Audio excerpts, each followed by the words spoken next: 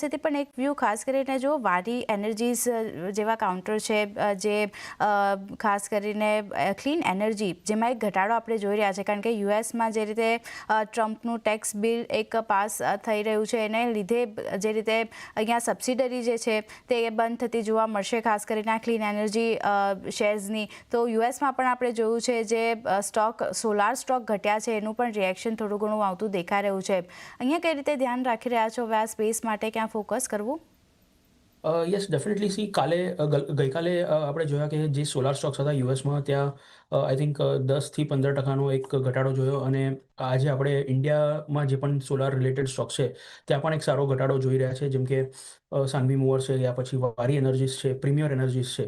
But having sad that અમુક Stokes છે જેમ વારી એનર્જી છે જેમનો જે એક્સપોઝર છે યુએસમાં એ સારો એવો એટલે સિગ્નિફિકન્ટ છે, એટલે 40% મોર દેન 40% રેવન્યુ યુએસમાંથી જ આવે છે.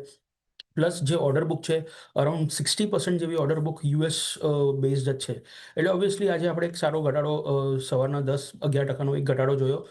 બટ ત્યારબાદ આઈ થિંક મેનેજમેન્ટ એક કહી દીધું છે મીડિયા પર આવીને કે એટલું બધું સિવિયર ડેમેજ નહીં થાય. હેવિંગ સેડ દેટ થોડું માર્જિન પર પ્રેશર ડેફિનેટલી પડશે, પેટ માર્જિન્સ પર અને એબિટા માર્જિન્સ પર, એટલે ઓલરેડી એ આપણે ભાવમાં આજે થોડું ઘટાડો જોઈ રહ્યા છે.